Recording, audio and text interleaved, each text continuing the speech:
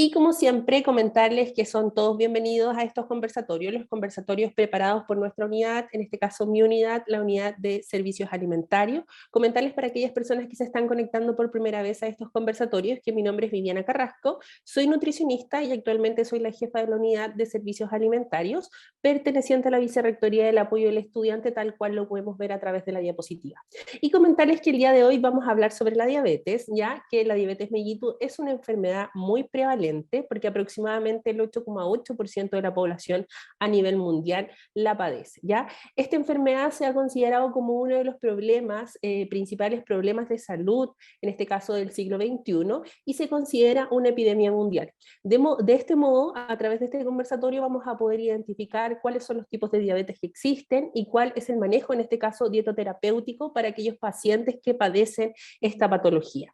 Así que vamos a comenzar, siempre me gusta comenzar estos conversatorios definiendo, y vamos a comenzar definiendo qué es la diabetes. ¿Ya? En este sentido, la diabetes mellitus es una enfermedad crónica caracterizada por una concentración elevada de glucosa plasmática, esto quiere decir el aumento de azúcar a nivel sanguíneo, secundaria a alteraciones en la secreción de insulina, en la acción de la insulina, o hay aquellos pacientes que presentan ambas situaciones, tanto alteraciones en la secreción como también en la acción de la insulina. ¿Ya? Y por eso creo que es importante también que logremos recordar un poquito qué es la insulina. La insulina en este caso es una hormona producida por el páncreas necesaria para usar y almacenar los combustibles metabólicos del cuerpo, como son en este caso los hidratos de carbono, las proteínas y las grasas. ¿Ya? En personas con diabetes mellitus, en este caso, no se produce la insulina necesaria o se produce con deficiencia de insulina, o esta insulina que se libera no es capaz en cierto grado de poder mantener los niveles de azúcar a niveles normales, a niveles sanguíneos, ¿ya? Y es por esto que se provoca esta hiperglicemia, ¿ya? Y por eso también creo que es importante que conozcamos un poquito respecto a la epidemiología y en relación a la incidencia y a la prevalencia a nivel mundial. Creo que es importante que recordemos que la incidencia en este caso se considera a los nuevos casos y la prevalencia se considera a los casos ya existentes. Y es por esto que dentro de la presentación vamos a compartir las cifras entregadas en este caso, o los datos entregados por la Organización Mundial de la Salud. ¿Y qué nos dice la Organización Mundial de la Salud respecto a la prevalencia de esta patología? Nos indica que el número de personas con diabetes ha ido aumentando de 108 millones en 1980 a 422 millones en el 2014, o sea, casi se ha duplicado. La prevalencia mundial de la diabetes en los adultos ha aumentado de un 4,7% en 1980 a más del doble, al 8,5% en el 2014. ¿Ya? Se estima que en el 2015 la diabetes fue la causa directa de 1,6 millones de muertes y otros 2,2 millones de muertes fueron atribuibles en este caso a la hiperglicemia en el 2012. ¿Ya? Aproximadamente la mitad de las muertes atribuibles a la hiperglicemia tienen lugar antes de los 70 años de edad, lo que se considera en este caso como una muerte prematura, y según proyecciones de la Organización Mundial de la Salud, la diabetes será la séptima causa de mortalidad en los años 2030, tal cual lo vemos a través de la diapositiva. Y me imagino que también nos podemos preguntar en este caso qué es lo que ocurre a nivel nacional. Y en este sentido, comentarles que los datos entregados por el MinSal en este caso nos indican que en Chile esta epidemia se ha transformado en una situación crítica, en este caso de la salud pública, con la prevalencia del 10% de la población con diabetes. ¿Qué quiere decir esto? Esto se traduce en que 1 de cada 10 chilenos o chilenas padece esta enfermedad. ¿Ya? Por consiguiente, tal cual podemos apreciar a través de la diapositiva, con respecto a los datos entregados, como siempre comparto con ustedes, respecto a la encuesta nacional de salud del año 2016-2017, podemos apreciar que el promedio a nivel nacional es de 12,3%, es decir, el 12,3% de la población a nivel nacional padece, en este caso, diabetes, ¿ya? Y tal cual como lo podemos observar aquí en la diapositiva, podemos apreciar que la prevalencia es mayor en las mujeres, llegando hasta el 14%, ¿ya? Y al momento de analizar, tal cual lo vemos a través de la diapositiva, según los grupos de edad, como podemos apreciar en la diapositiva, datos nuevamente entregados entonces por la encuesta nacional de salud del año 2016-2017, donde podemos apreciar que la prevalencia va aumentando a medida que va avanzando la edad, ¿ya? En forma significativa. Después de los 44, tal cual como lo podemos apreciar acá, la prevalencia es de un 6,3%, en el rango de los 45 a los 64 años podemos apreciar que esta prevalencia va aumentando, llegando a un 18,3% y ya llegando a un 30,6% en el grupo etario de 65 a más años, ¿ya? Así que eso es importante igual que lo tengamos en consideración. ¿Ya? Y con respecto a la categoría de la intolerancia a la glucosa, o más bien hablar de los tipos de diabetes que existen, vamos a comenzar en este caso definiendo la prediabetes. La prediabetes en este sentido no es un diagnóstico, ¿ya? Pero es un término para poder determinar la prediabetes, se aplica en personas con alteración a la regulación de la glucosa. Los niveles de glucosa en sangre son más altos de los normales, pero en este caso no son suficientemente altos para poder diagnosticar en este caso a la paciente o al paciente con diabetes. Puede presentar en este caso estos pacientes presentar tolerancias a la glucosa alterada, glucosa en ayuna también alteradas o hemoglobina glucosilada entre 5,7 a 6,5, que recordemos en este caso que la hemoglobina glucosilada mide los niveles de glucosa en los últimos 3 meses, ¿ya? Así que muchas veces también se utiliza este examen como forma complementaria en este caso para poder realizar el diagnóstico de diabetes, ¿ya? Y tal cual como lo vemos a través de la diapositiva, otros tipos de diabetes que podemos encontrar en este caso es la diabetes mellitus tipo 1, ¿ya? Que representa aproximadamente al 5 y al 10% de los casos diagnosticados, y las personas en este caso, el 80% se presenta en este caso antes de los 20 años y puede aparecer a cualquier tipo de edad, ¿ya? Las personas que son diagnosticadas con este tipo de diabetes mellitus tipo 1 son frecuentemente personas delgadas y que experimentan sintomatologías como sed excesiva, micción excesiva también o frecuente y pérdida de peso significativo, ¿ya? Su defecto primario se debe a la destrucción de las células betas del páncreas, usualmente por una deficiencia autoinmune, que en este caso es absoluta, y tal cual lo podemos ver a través de la diapositiva. Entonces su causa sería autoinmune casi al 90%, no autoinmune en este caso en el 10%, y su tratamiento claramente es a través de la insulinoterapia, es decir, en este caso los pacientes que presentan este tipo de diabetes deben requerir en este caso insulina directamente y se deben inyectar insulina, ¿ya? Y por otro lado también tenemos la famosa diabetes tipo 2, que en este caso representa aproximadamente al 85 y al 90% de todos los casos diagnosticados, y en este sentido el 80% de los pacientes la presentan después de los 40 años. De hecho, muchos pacientes o muchos individuos presentan esta patología durante bastante tiempo sin presentar en este caso sintomatología antes de ser diagnosticadas, ¿ya?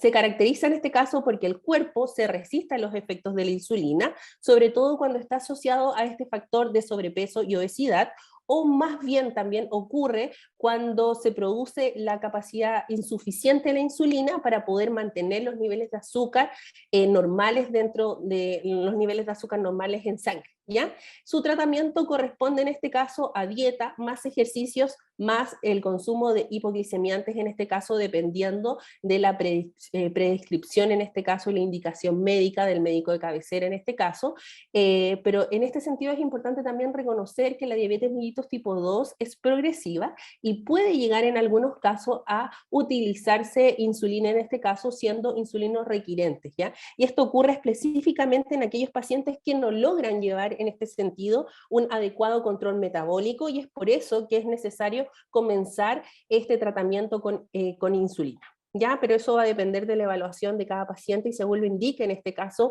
el diabetólogo, ¿ya? Y por otro lado también tenemos la diabetes mellitus gestacional, que en este sentido quiero dejar bien en claro que la diabetes mellitus gestacional no significa que si yo tengo diabetes y quedo embarazada, tengo diabetes mellitus gestacional. No, en este sentido la diabetes mellitus gestacional se caracteriza por una hiperglicemia con valores que, pese a ser superiores de lo normales, son inferiores a lo establecido para poder diagnosticar diabetes. Este tipo de diabetes aparece durante el embarazo y las mujeres con diabetes gestacional corren un mayor riesgo en este caso de sufrir complicaciones durante el embarazo y también durante el parto, y además tanto ellas como posiblemente sus hijos corran un mayor riesgo también de padecer diabetes mellitus tipo 2 en el futuro. ¿Ya? Y a continuación, tal cual lo podemos apreciar a través de la diapositiva, comparto con ustedes un poquito respecto a la etiología de la patología, en este caso de las causas o el origen, podríamos decir, de la diabetes tipo 1. ¿Ya? En este sentido, tal cual lo podemos ver a través de la diapositiva, la diabetes tipo 1 es la deficiencia absoluta de la insulina, ¿ya? Y esto se puede generar, una de sus causas es causa desconocida, es decir, idiopática, y por otro lado se puede generar también por reacción autoinmune, tal cual lo vemos a través de la diapositiva, donde los anticuerpos mediados por la inmunidad son los que destruyen de forma autoinmune las células betas del páncreas y por lo tanto hay una deficiencia absoluta de esta hormona conocida como insulina. ¿Ya?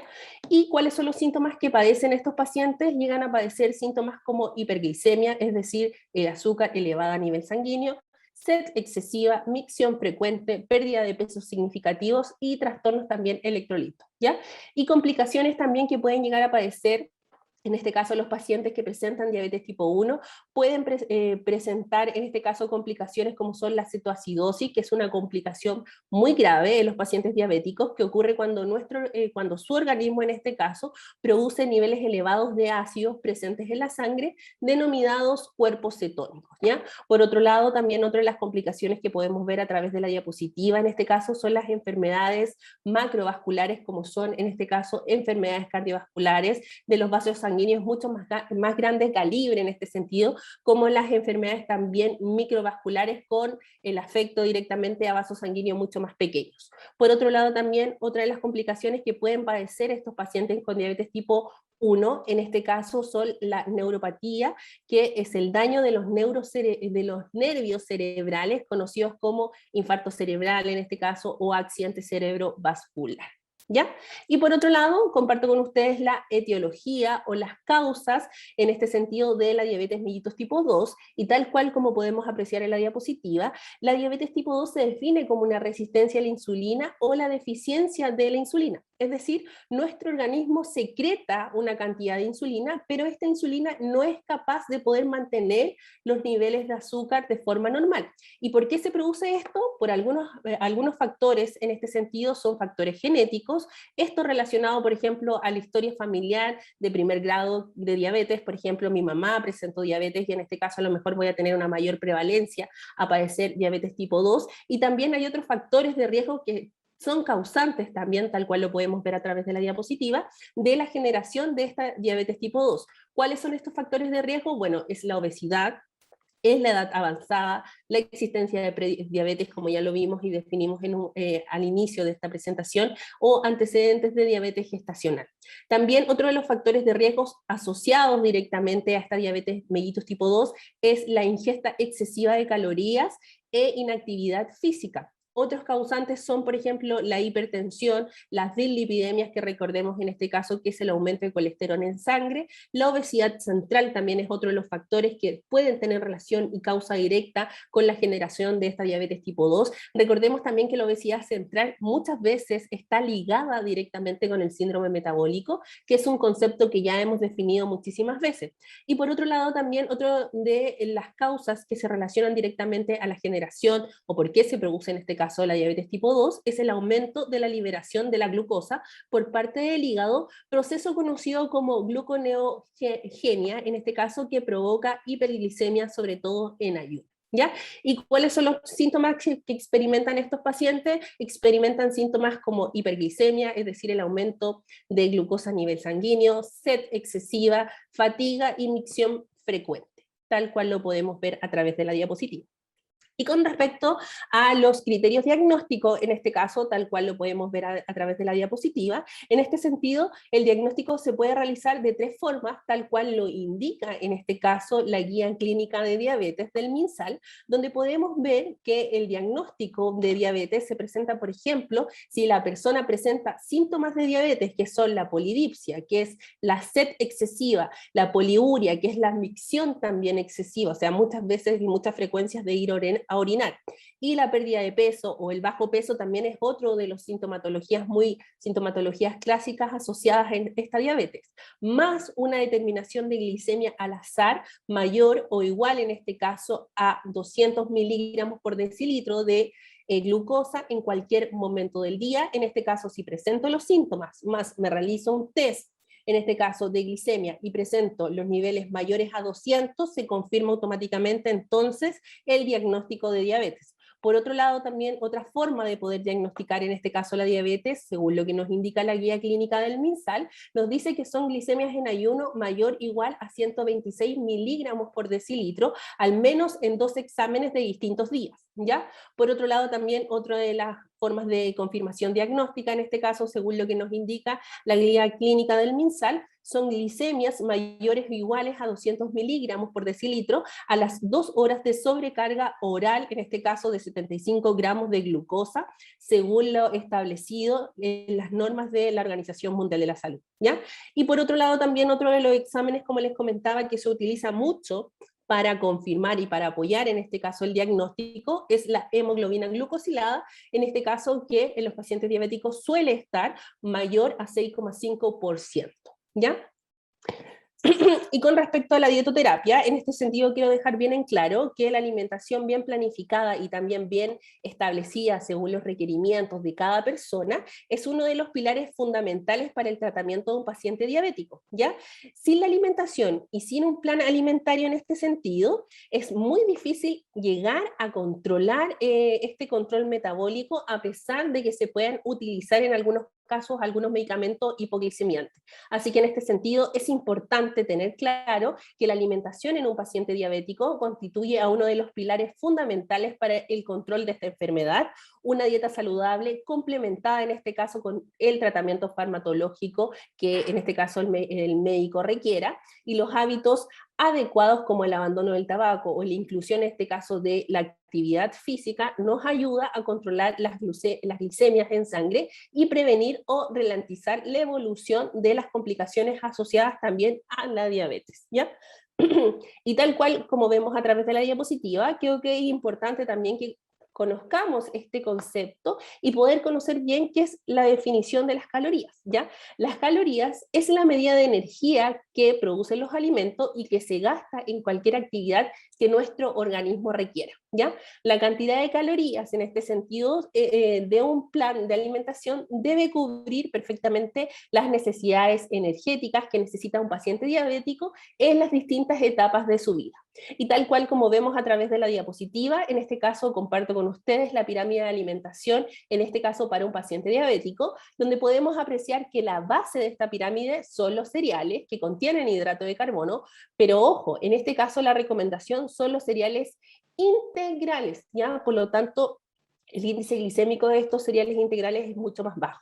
Seguido de esto vienen las frutas y las verduras, luego los lácteos y las carnes y las legumbres, y también podemos apreciar que en cuarto lugar podemos encontrar los aceites y las grasas, idealmente en este caso que sean aceites de buena calidad, como es el aceite de oliva, como es el aceite de chía, como es el aceite de pepita de uva, y por otro lado también tenemos los alimentos que nos aportan una mayor cantidad de grasa, como son en este caso los frutos secos. Y tal cual podemos ver a través de la diapositiva, en la cúspide de esta pirámide podemos ver tal cual que se encuentran los azúcares, pero en este caso está bien borrado, así como de un color bien borroso en este sentido, porque no se recomienda el consumo de azúcar en los pacientes diabéticos, ¿ya? Y con respecto a los hidratos de carbono, ya que estamos hablando de un plan alimentario completo, en este caso para los pacientes diabéticos, es importante reconocer que los hidratos de carbono son macronutrientes y son sintetizados por las plantas y son una fuente importante de energía en la que aportan en este caso aproximadamente entre el 50 y el 60% de las calorías totales del día. Las fuentes de hidratos de carbono que podemos encontrar son los cereales, las frutas, las verduras, las legumbres, los lácteos y sus derivados. Por lo tanto, hay que tener claro que los hidratos de carbono lo podemos encontrar en un sinfín de alimentos, ¿ya? Y en este sentido también es importante recordar que el contenido de hidratos de carbono de la dieta es el principal factor determinante de las glicemias postprandiales y de la respuesta también de nuestra insulina. La cantidad, el tipo y la velocidad de digestión de los hidratos de carbono, influyen en los niveles de glicemia, tanto postprandial como también las glicemias en general que podemos encontrar. Por eso es tan importante también que logremos identificar este concepto de índice glicémico, que es fundamental conocer para los pacientes diabéticos, porque el índice glicémico mide la velocidad con la que un alimento que contiene hidratos de carbono eleva los niveles de azúcar en sangre. ¿Ya? A palabras mucho más simples podemos decir que el índice glicémico en este sentido es la elevación del azúcar en sangre en respuesta a los alimentos que contienen hidratos de carbono. ¿Ya?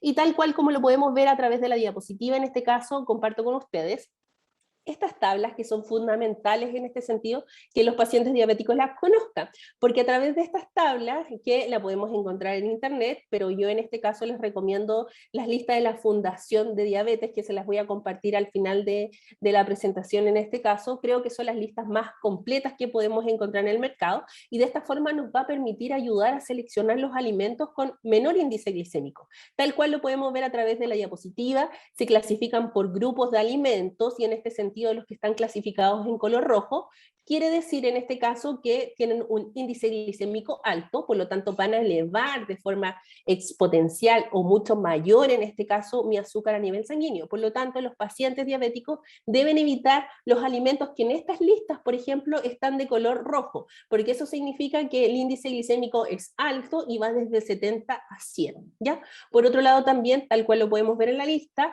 el índice glicémico es moderado, se puede clasificar moderado cuando va desde 50 a 69, tal cual lo podemos ver en este caso, acá por ejemplo, en este lado de hielo, tal cual lo vemos aquí en ese color. ¿Ya? Y luego tenemos de color verde, que tiene un índice glicémico bajo, que va desde 0 a 49, y que lo podemos apreciar, por ejemplo, aquí, en este caso, en las listas donde podemos ver, por ejemplo, estos garbanzos cocidos, que tienen un índice glicémico de 35, ¿ya?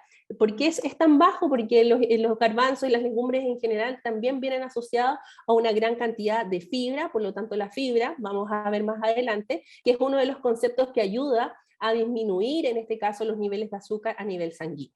¿Ya? Así que es fundamental que los pacientes diabéticos entonces puedan imprimir estas listas y las puedan tener en su refrigerador. Yo muchas veces les recomiendo eso a mis pacientes diabéticos, que los tengan pegaditos ahí para ir jugando. Por ejemplo, si hoy día voy a seleccionar un alimento de color amarillo, voy a tratar de comer una mayor cantidad de alimentos de color verde. ¿Ya? De esta forma voy a poder mantener mis niveles de glicemia mucho más estables. ¿Ya? Y por otro lado, también creo que es fundamental que conozcamos a través de esta diapositiva, tal cual lo podemos ver, que hay factores alimentarios que influyen directamente en el índice glicémico. ¿Y cuáles son estos factores? Tal cual lo podemos ver a través de la diapositiva, son 4 factores, donde primero podemos encontrar en este caso el contenido de fibra.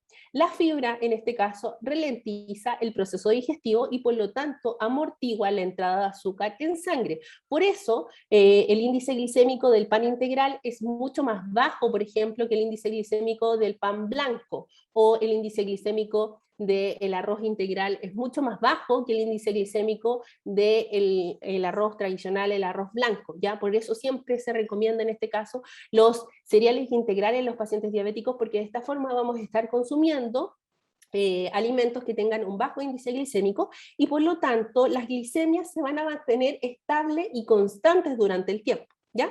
Por otro lado, el segundo factor que determina el índice glicémico en este caso es la estructura. ¿Ya? Cuando el alimento está entero, cuesta mucho más digerirlo y nuevamente enlentece el proceso digestivo, el proceso se vuelve mucho más lento y con ello lleva una elevación de glucosa mucho más lenta y mucho más estable también en el tiempo, ¿ya? Es posible en este caso que comer un cereal entero, en este caso, tiene un índice glicémico mucho más bajo que a lo mejor consumir un cereal en grano. O un claro ejemplo de esto también es consumir una fruta entera, porque de esta forma vamos a estar nosotros rompiendo las moléculas y las fibras de las paredes de la misma fruta en este caso, entonces su proceso digestivo a nivel intestinal va a ser mucho más lento y por lo tanto mi glicemia se va a mantener constante en el tiempo. Versus, por ejemplo, si comparamos esa misma fruta licuada, por ejemplo, en una papilla, claramente su índice glicémico va a ser mucho más alto. ¿Por qué? Porque el proceso digestivo va a llegar directamente, esta papilla va a llegar al intestino y la absorción va a ser mucho más rápida. Por lo tanto, esto va a aumentar mucho más rápido mis niveles de glucosa a nivel sanguíneo. ¿Ya? Otro factor que también es importante considerar con respecto al índice glicémico en este sentido es el método de cocción tal cual lo podemos ver a través de la diapositiva. ¿Por qué es un factor importante? Porque debido al tiempo que tiene el contacto del alimento con el agua más la temperatura, modifica la estructura química generando un proceso de gelatinización, facilitando entonces la conversión de glucosa y aumentando de forma mucho más rápida, por lo tanto, el índice glicémico y por lo tanto va a aumentar las glicemias de forma mucho más rápida. ¿Ya? Y el cuarto factor, tal cual lo podemos ver a través de la diapositiva, es la combinación con macronutrientes, en este caso como son la combinación de proteínas y grasas, en este caso porque ambos macronutrientes también enlentecen de nuevo la absorción de azúcar en la sangre, y es por eso que la proteína y la grasa, en este sentido, reducen el índice glicémico de los alimentos, ¿ya? Por lo cual es súper interesante en este caso que al momento de preparar una comida es importante en este caso incluir los tres elementos, es decir, un hidrato de carbono complejo, proteína de buena calidad y en este caso una grasa de buena calidad. Un ejemplo de esto puede ser, por ejemplo, si vamos a preparar un pescado, un plato de pescado, una buena alternativa en este sentido es acompañarla con verduras aliñadas, por ejemplo, con un aceite de buena calidad, como es el aceite de oliva, y acompañarlo en este caso por un cereal de buena calidad, como es el arroz integral o también como es la quinoa. De esta forma vamos a reducir el índice glicémico entonces del producto y por lo tanto los niveles de glucosa se van a mantener mucho más estables durante un tiempo mucho más prolongado y también de esta forma voy a ayudar a controlar mucho más el control de azúcar y por lo tanto no voy a sentir tanta ansiedad al ratito después de haber terminado de comer, ¿ya? Y por otro lado, también me gustaría dejar claro en este caso, a través de estos ejemplos que pueden observar a través de su diapositiva, que no es lo mismo consumir, por ejemplo, un plátano maduro a un plátano verde o un plátano menos maduro, ¿ya? En este ejemplo podemos ver que el plátano menos maduro, en este caso, tiene un índice glicémico de 45 versus, en este caso, este plátano mucho más maduro donde su índice glicémico es de 75, que recordemos, según lo que vimos dentro de las tablas, considera siendo en este caso ser un índice glicémico muy alto, ¿ya? En el caso del plátano más amarillo, en este caso que podemos ver a mano izquierda de su pantalla, podemos apreciar que el contenido de hidrato de carbono presente en esta fruta es más de almidón, por lo tanto es un hidrato de carbono mucho más complejo y es mucho más difícil de digerir a nivel intestinal, por lo tanto la glucosa se va a mantener mucho más estable. Versus, por ejemplo, ese plátano mucho más maduro, donde ese hidrato de carbono que en un principio era almidón, se transforma en este caso en azúcares mucho más dulce en este caso, que va a tener un mayor dulzor, por lo tanto va a aumentar su índice glicémico, ¿ya? El ejemplo de este plátano mucho más maduro, este que está como negrito que podemos ver al lado derecho de la imagen, es la recomendación, por ejemplo, como una colación para un deportista después de su entrenamiento, porque de esta forma va a recuperar mucho más rápida la glucosa o el glucógeno perdido durante el entrenamiento, ¿ya?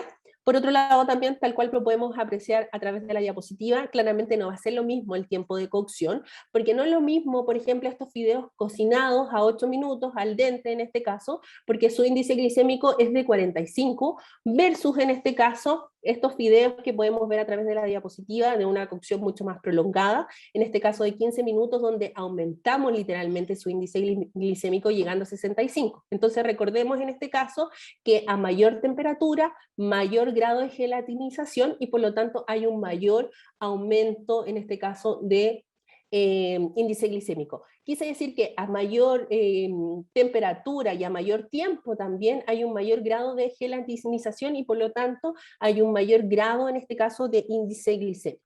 ¿Ya?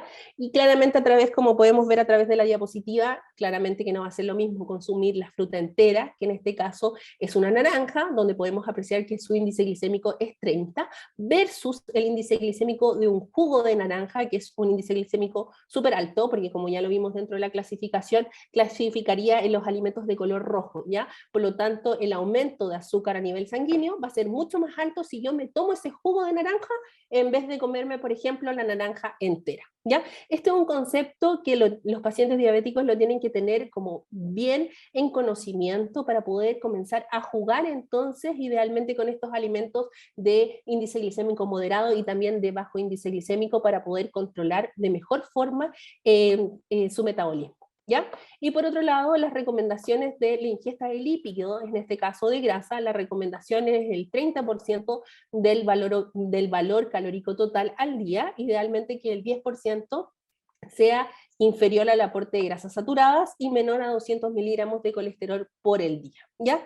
¿Qué nos indica en este caso la literatura? Nos indica que los ácidos grasos, la ingesta de ácidos grasos saturados y colesterol debe ser limitada por la predisposición de los pacientes diabéticos a las hiperglicemias, es decir, a la presencia de colesterol aumentado en sangre y una mayor prevalencia entonces de enfermedades vasculares. ¿Ya? Se recomienda que la ingesta de ácidos grasos poli y monoinsaturados, en este caso definidos como grasas saludables, en este caso sea el aporte de 6 a 7% y de 3 al 15% respectivamente, y menor al 10% de las grasas saturadas, tal cual lo vimos en la diapositiva anterior. ¿Ya? Evidencia epidemiológica también nos indica la literatura, que en este sentido muestra que la población con alto consumo de pescado tiene un menor riesgo de enfermedades cardiovasculares y diabetes, ¿ya? ¿Por qué exclusivamente el consumo de pescado? Porque recordemos que los pescados grasos, en este caso, como es el salmón, el jurel, el atún, las sardinas, por ejemplo, el jurel, nos aporta una mayor cantidad, en este caso omega 3, considerado como ácidos grasos esenciales, que recordemos que el omega 3 es un factor protector contra las enfermedades cardiovasculares. Así que es fundamental entonces que los pacientes diabéticos puedan incorporar estos tipos de alimentos dentro de su alimentación. ¿Ya? Consejos generales entonces para la disminución, consejos generales en la ingesta de grasas. En este sentido se recomienda aumentar el consumo de pescados, idealmente 2 veces a la semana, de preferencia que sean pescados grasos como es el salmón, el atún y el jurel, porque como ya lo vimos en la diapositiva anterior, de esta forma nos va a aportar una mayor cantidad de omega 3. ¿Ya? Utilizas aceites vegetales, especialmente aceites poliinsaturados, como es el caso del aceite de oliva, como es el caso del aceite de chía, el de linaza o la pepita de uva por sus aportes de grasos mono y poliinsaturados. Prefiere preparaciones al vapor, a la plancha, al horno y evita el consumo de frituras por el alto contenido de ácidos grasos saturados y disminuye el consumo entonces de embutidos y de cecinas porque como ya vimos dentro de la presentación, los pacientes diabéticos tienen una mayor prevalencia a generar enfermedades cardiovasculares. ¿Ya? Por otro lado, también es importante tener en conocimiento que las proteínas son nuestra principal fuente, en este caso para ayudar a la estructura de nuestro cuerpo, nos aportan al igual que los hidratos de carbono 4 calorías por gramo y en situaciones, podríamos decir, extremas, en un ayuno prolongado, por ejemplo, se pueden utilizar como fuente de energía. Un paciente diabético en este caso debe evitar el exceso de proteína porque muchas veces existe la complicación a los pacientes diabéticos que esté asociada con una insuficiencia renal o muchas veces insuficiencia renal crónica asociado directamente a una diabetes y por lo tanto acá hay que restringir el aporte de las proteínas, pero eso tiene que ser evaluado por un profesional o por una profesional en este caso para estimar el requerimiento proteico de cada paciente, ya por eso muchas veces les indico que las evaluaciones nutricionales tienen que ser de forma individual porque van a depender de distintos factores, ¿ya? Entonces, en este caso, el paciente diabético se recomienda el aporte proteico de 0,8 a 1% gramos por kilogramo de peso al día. ¿Ya? ¿Y cuáles son las recomendaciones generales para un paciente diabético? En este sentido, siempre es importante leer el etiquetado nutricional de los alimentos preparados, porque en él podemos encontrar la cantidad de hidratos de carbono y el contenido por porción, ¿ya? Eliminar los alimentos que contengan azúcar y preferir aquellos alimentos que estén rotulados como sin azúcar, libres de azúcar o 0% de azúcar. Utilizar endulzantes como la sucralosa, la stevia o la alulosa en reemplazo del azúcar y respetar los tiempos de comida, es decir, respetar siempre las 4 comidas, que es lo que se le recomienda siempre a un paciente diabético, 4 comidas más sus 2 colaciones en este caso, distribuidos en desayuno, colación AM, podríamos decir, almuerzo, once, cena y colación nocturna en el caso de que lo requiera el paciente diabético, ¿ya? Realizar sus tiempos de comida 30 minutos antes, posteriores a la administración de la insulina cristalina, en este sentido, dependiendo del tratamiento farmacológico en cada caso, hay que evaluarlo y hay que, en este sentido, dar recomendaciones de forma individual, ¿ya? Y también consumir las cantidades de hidrato de carbono indicadas también en este caso por el profesional, porque en este caso es muy importante el contenido de hidrato de carbono para poder llevar un control mucho más metabólico de esta patología, ¿ya? Y por otro lado, creo que es súper importante poder conocer y entender bien este concepto, por eso se los quise graficar en este ejemplo, donde podemos ver cuál es la diferencia de los alimentos sin azúcar versus los alimentos light, que muchas veces pasa que los pacientes diabéticos sobre todo se confunden, ¿ya? Y tal cual lo podemos ver a través de la diapositiva, podemos ver este ejemplo, claro ejemplo, de esta mermelada light, que es de durazno, donde podemos apreciar en el etiquetado nutricional.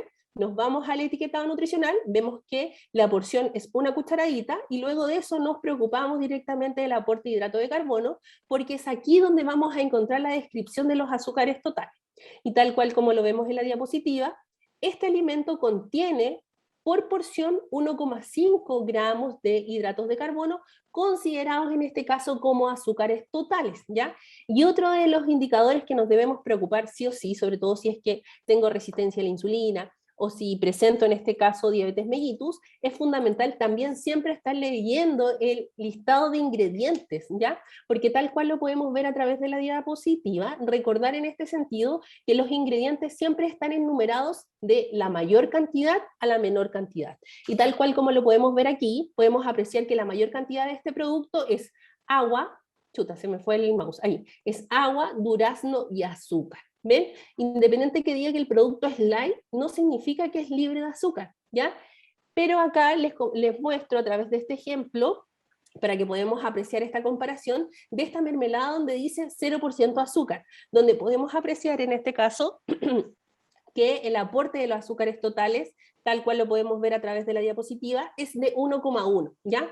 Nos aporta en este caso directamente el azúcar que viene de la fruta, porque al momento de ver el listado de los ingredientes podemos apreciar, esperen, sí. Ahí sí, podemos apreciar que los ingredientes, recordemos que la clasificación de los ingredientes va siempre de mayor a menor. Entonces, es decir, este producto tiene mayor cantidad de agua, de frambuesas, de moras, de frutillas, de pectina, de concentrado de ciruela, y aquí viene el primer endulcorante, que es conocido como el maltitol, o todos los terminados en ol, como es en este caso directamente el manitol, el eritritol, y recordemos en este caso que son endulcorantes no calóricos. Y aquí podemos apreciar también, dentro de la lista de los ingredientes, que está endulzado en este caso con algún endulcorante que es definido en este caso como la sucralosa, ¿ya? Y aquí vemos en la lista de ingredientes que en este caso este producto no contiene azúcar, porque no está escrito. No está escrito tampoco ni jarabe de maíz, que también es otro reemplazo que muchas veces se utiliza por la industria alimentaria en reemplazo del azúcar, ¿ya? Pero en este caso podemos ver que está endulzado con algún endulcorante. Pero en este caso, aquí a través de esta diapositiva podemos ver los alimentos recomendados, que son siempre los cereales integrales porque nos aportan una mayor cantidad de fibra. Luego tenemos las frutas y las verduras, idealmente que sean frutas y verduras de bajo índice glicémico, según lo que vamos a encontrar en estas listas. Luego los lácteos descremados siempre siempre de preferencia que sean descremados o semidescremados por el aporte de grasa en este caso. Preferir también las carnes magras, en este caso cortes de vacuno podrían ser magros el filete, podría ser el lomo liso, el choclillo, la posta rosada, la posta negra, el pollo ganso, el abastero también, la entraña y también la punta paleta, en este caso son cortes más magros, ya sobre todo ahora que se viene septiembre. ¿Ya? Luego de eso también alimentos recomendados hasta la clara del huevo, las legumbres siempre idealmente incorporarlas 2 veces a la semana en reemplazo de los productos carne en este caso y de preferencia los aceites vegetales, como vimos dentro de esta presentación, aceite mono y poliinsaturados como son en este caso, yo siempre recomiendo el aceite de oliva. Y los alimentos no recomendados, eliminar completamente de la alimentación de un paciente diabético en este caso, es el azúcar, los chocolates, el manjar, la miel, la leche condensada, los snacks dulces, las mermeladas con azúcar, el dulce de membrillo, el yogur con azúcar, y ahí vemos una gran lista de alimentos que en este caso tienen que ser restrictivos para los pacientes diabéticos, ¿ya? Y terminando esta presentación, creo que es sumamente importante que a través de esta imagen podemos comparar y podemos decidir cuáles son los alimentos que sí están permitidos en un paciente diabético. Y tal cual lo vemos a través de la diapositiva, en color verde en este caso, son los alimentos como las ensaladas, las frutas, los lácteos, el queso, por ejemplo, el aceite de buena calidad en este sentido, sí están permitidos en una dieta de un paciente diabético. Pero en el caso de los alimentos que podemos encontrar en color amarillo, que sí se pueden consumir, pero hay que tener muy en claro las porciones de este alimento, que serían las porciones del pan, la porción de las papas y de las legumbres, en este caso de la harina, también de los fideos y el arroz. Es importante también reconocer siempre la porción, porque la porción va a estar relacionada directamente con la cantidad de hidratos de carbono. Y por último, tal cual lo vemos a través de la diapositiva de color rojo, los alimentos que no deben consumir los pacientes diabéticos, que en este caso es la miel, es los caramelos, el azúcar, las mermeladas, la cerveza o el alcohol en general, idealmente eliminar estos alimentos de la planificación alimentaria de un paciente diabético, ¿ya? Y finalmente comparto con ustedes las referencias que se utilizaron para esta presentación. Espero que les haya gustado. Si es que alguien quiere profundizar sobre esta temática o sobre este tema, no tengo ningún problema de compartir toda la información que yo tengo, que es bastante, y también pueden encontrarla directamente a través de la guía clínica del MinSal, específicamente de la diabetes, ¿ya? Así que agradezco mucho la participación de todos ustedes. Si es que alguien tiene alguna duda, ahí pueden levantar la manito, activar su micrófono o simplemente escribirnos por el chat. Con Sebastián estamos atentos. No, y Maritza nos cuenta, primero nos agradece por el conversatorio y nos cuenta que le impresiona saber que el tiempo de cocción influye en estos términos. Sí, es muy importante, porque como vimos dentro de la presentación, la cocción de unos fideos al dente tiene un índice glicémico de 45, que es un índice glicémico bajo, ¿ya? En comparación a unos fideos mucho más recalentados, en este caso de mayor tiempo, que tienen un índice glicémico mucho más alto, por lo tanto al llegar al intestino, estos fideitos se van a absorber mucho más rápido y por lo tanto van a aumentar mucho más la glucosa a nivel sanguíneo. Sí, y también hay pregunta porque ella hace manzana cocida de postre y su mamá tiene diabetes, nos dice. Claro, en ese caso te recomiendo que consumas la manzana entera, ¿ya? A menos que ahí ya exista un problema, por ejemplo, no sé, asociado, por ejemplo, a una diarrea, es que ahí hay que evaluar el caso a caso, pero siempre en este caso a los pacientes diabéticos se les recomienda comer la fruta entera, ¿ya? ¿Eso significa no cocida? No cocida, no cocida. Gracias. Claro, porque como vimos dentro de la presentación, la cocción altera también el índice glicémico de los alimentos. Entonces, si voy a comer una fruta, preferiblemente comerla en su estado natural, porque de esta forma va a tener un índice glicémico mucho más bajo. Magdalena también, primero da las gracias por la presentación y nos cuenta que ella tiene diabetes y quería consultar por un producto en particular, que son los helados San Francisco, que dice que son sin azúcar. Si sabe qué tan confiables son estos productos. Magdalena, lo que hay que hacer es lo que vimos recién en la presentación. Mira, quiero que quede súper claro, así que voy a volver a compartir. Para poder conocer si el alimento realmente es libre de azúcar, lo primero que tengo que apreciar en este caso es el contenido de azúcares totales del etiquetado nutricional. Y luego de esto tengo que apreciar directamente el listado de los ingredientes, porque recordemos que los ingredientes siempre van de mayor a menor. Es decir, si dentro de estos 5 aparece azúcar, significa que el producto tiene azúcar. Pero en este caso, como podemos ver, aquí está rotulado el maltitol, que es un tipo de edulcorante, y también tenemos la sucralosa. Entonces, en este sentido, podemos confirmar que este producto es libre de azúcar, ¿ya? En comparación a este otro producto que podemos apreciar acá, donde su aporte de azúcares es de 1.5 por porción, pero aquí en el listado de ingredientes podemos apreciar que el azúcar se encuentra entre los 3 primeros, por lo tanto contiene azúcar y contiene en gran grado azúcar, porque como vimos dentro de la descripción de la lista de los ingredientes, siempre se van a describir de mayor cantidad a menor cantidad, por lo tanto si se encuentra en el número 3 es porque contiene una gran cantidad de azúcar, ¿ya? Esa es la mejor forma para poder establecer si el producto en este caso es libre o no de azúcar. Así que ahí espero poder haber aclarado tu duda.